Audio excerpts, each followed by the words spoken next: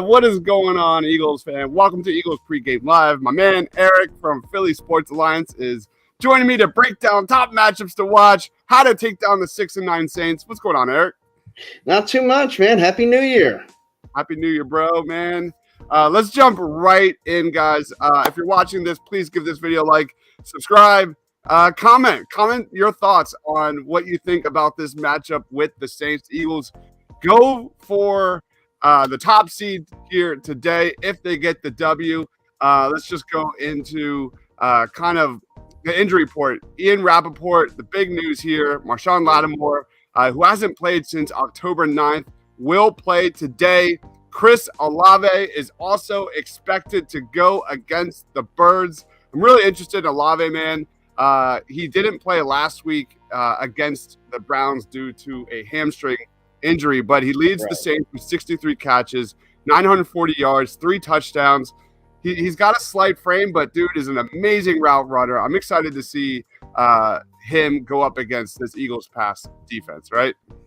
Oh, absolutely. And I mean, that's going to be a big time matchup. This is a guy who I know in both of our pre-draft coverage last year, we were all in on. Both of us loved him for the Eagles with one of their 2 first-round picks that they had a year ago. Yep. Look, and they always say in the draft, the one thing you can't get is a veteran receiver. Well, the Eagles found a way to get a veteran receiver in the draft with A.J. Brown. But, I mean, if they hadn't, you liked Chris Olave in that slot for the Eagles, and now we get to see him this week against the Birds.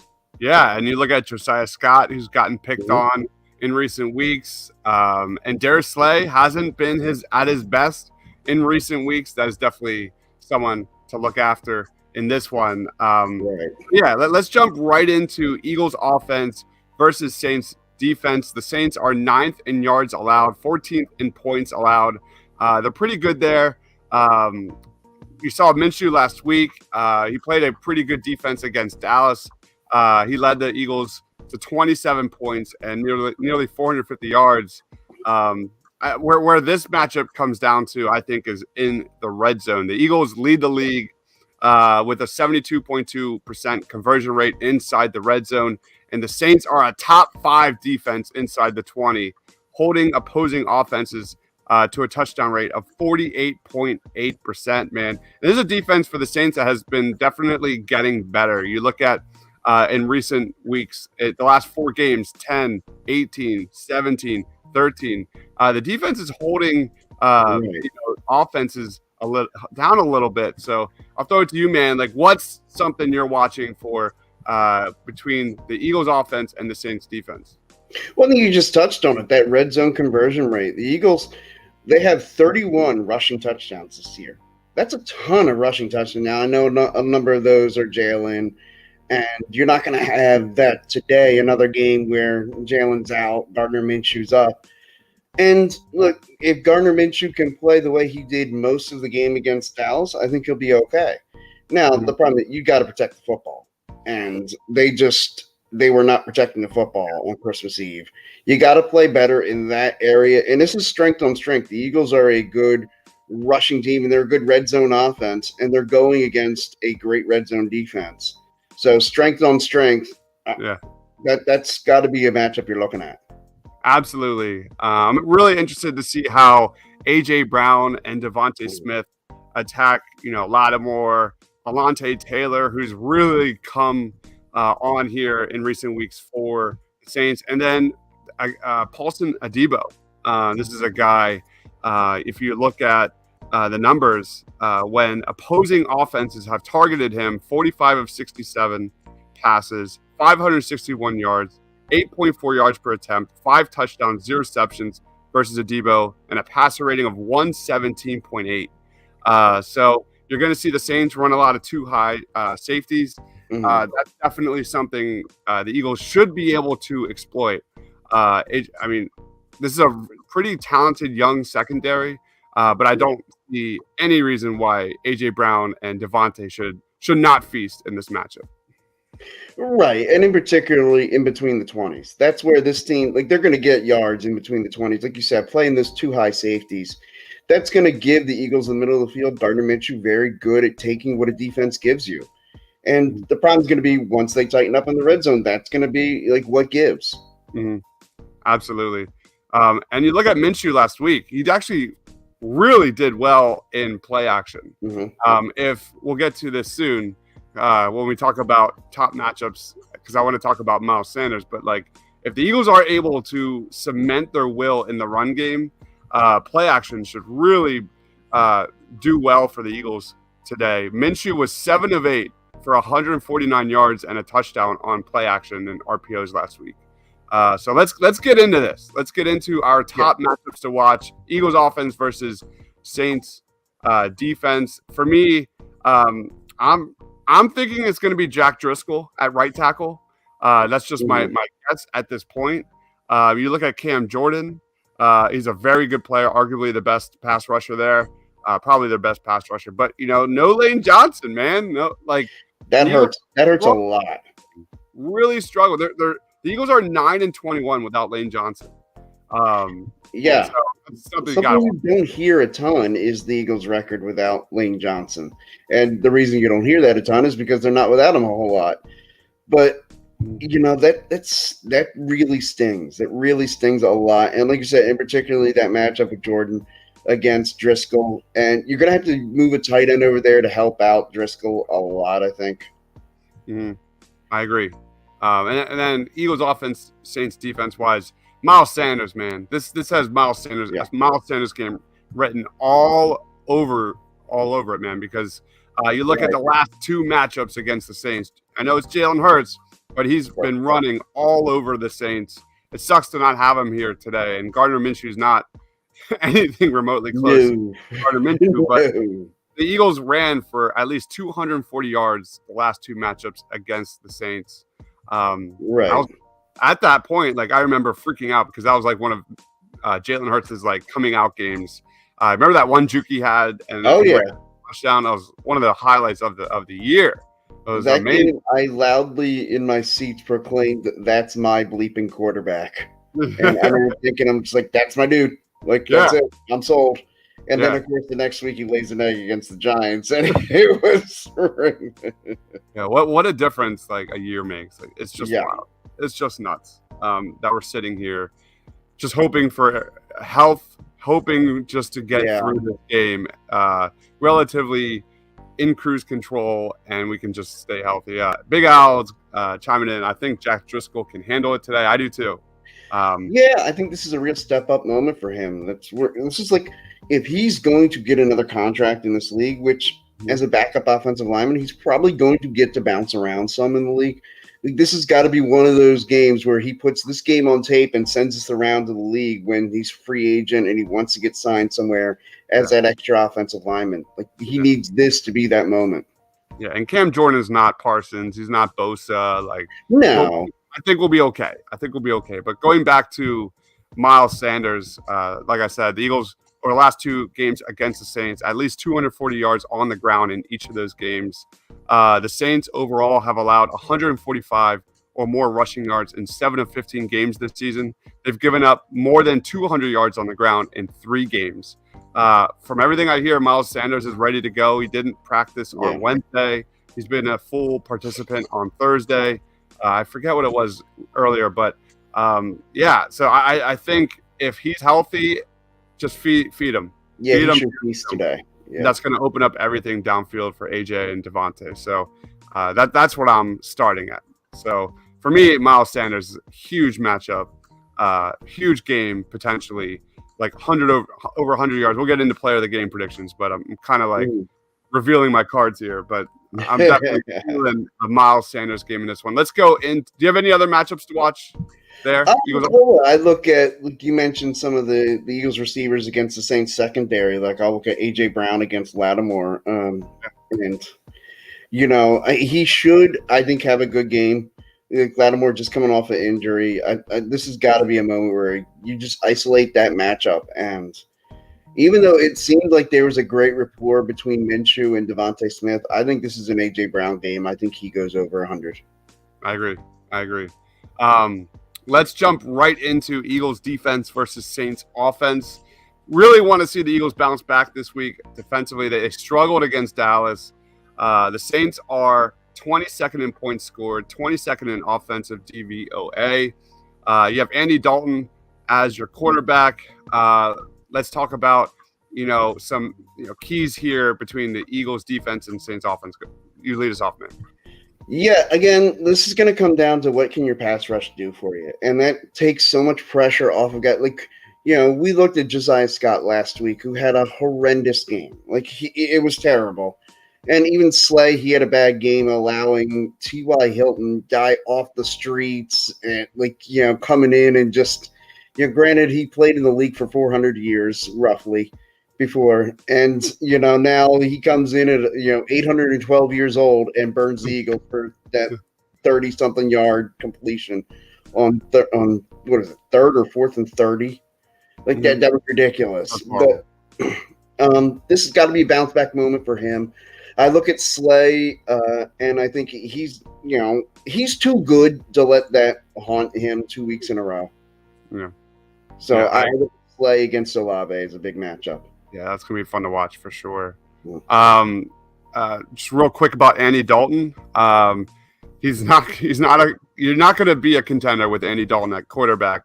But one thing he is really good at is handling play action. He's against, and especially the blitz. I meant Andy Dalton's really good at handling pressure. You look at against 5 rushers, Andy Dalton has 9 touchdowns and 1 interception on 80. Good thing we never blitz, huh? We have seen less blitzing from the Eagles lately, from Jonathan Gannon, for better or worse. Then you look at against 4 or less rushers, Andy Dalton has 9 touchdowns and 7 interceptions. So that's not good. That's not good. So you're not going to see Gannon blitz. If you want more blitzes from Gannon, this isn't going to be the week. Don't put on this game tape. If you're looking for blitzing and heavy pressure, don't put on this game tape, Eagles fans. Absolutely.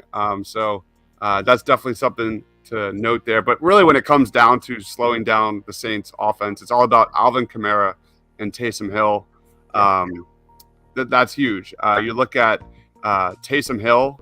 He didn't really get a lot of touches early on last week, but when he gets the ball, man, he is pretty dynamic. He's the Swiss Army knife for the Saints, at least offensively. He's run for 6 touchdowns. He's caught 2 touchdowns. He's thrown 2 touchdowns. How about this stat, man? I said this earlier on Birds of the Roundtable. The Saints are 14-1 when Taysom Hill has at least 7 carries in a game. Oh, wow. 14-1. That's ridiculous. That's one of those, that's like too absurd to even, like, if you're the Saints, why don't you just script like 14 of your first 16 plays for him to run the ball?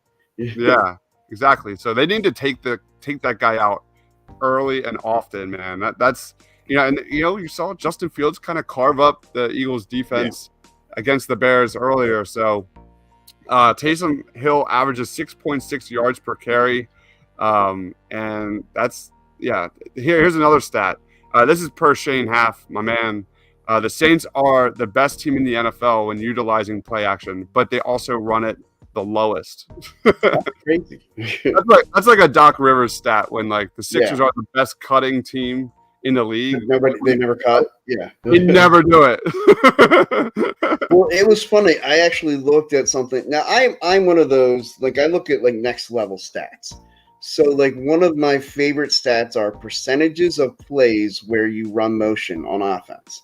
Nice. And I looked at one, this was 2 years ago when the Eagles weren't good, and it was like they had the 3rd fewest plays where they ran motion. And when I looked at the 5 worst, like they were all picking in the top 5 of the draft. And I'm like, well, gee, this is obvious to me. You got to run motion. It's basically a cheat code. It's like a way for you to tell what the defense is doing. And there's no way for them to really get around it. Mm-hmm. Like, you're not going to run man and not run a guy out in motion with the motion guy. Like, you can't do that.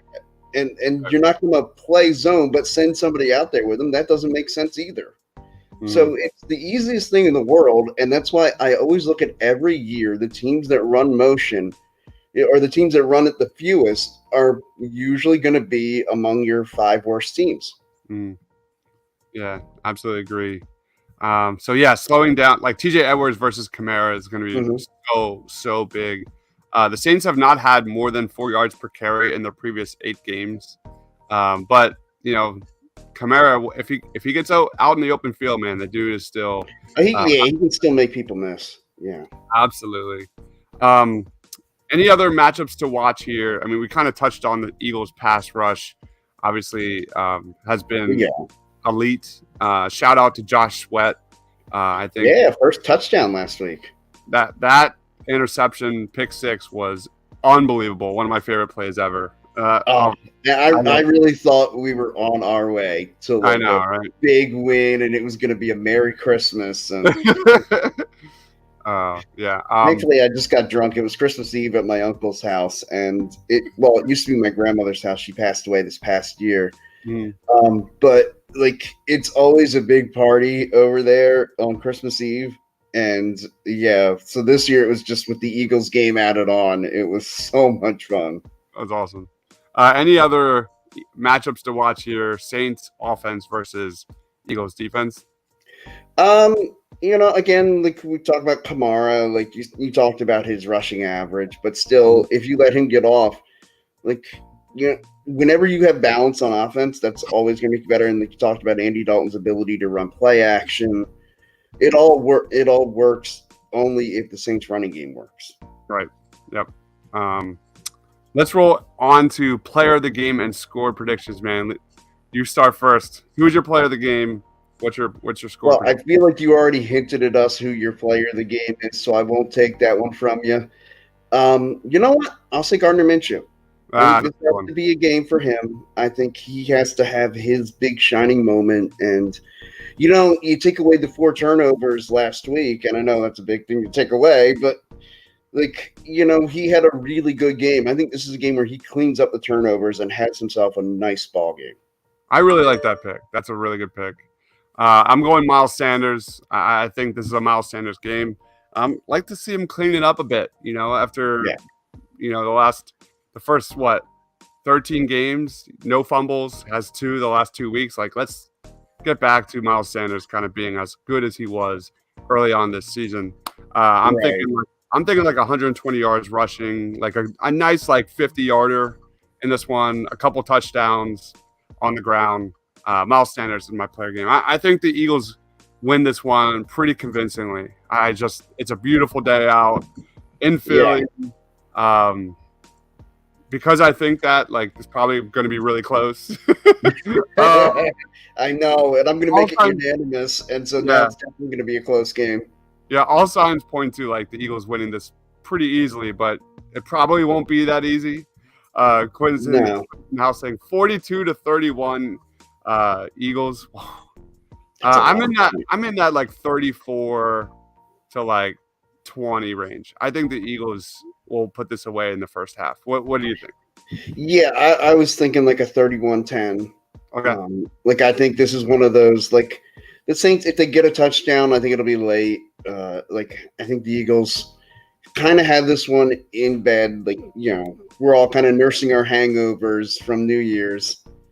In the fourth quarter, we can all just, have that extra cup of coffee, which I have my second cup right here sitting next to me, but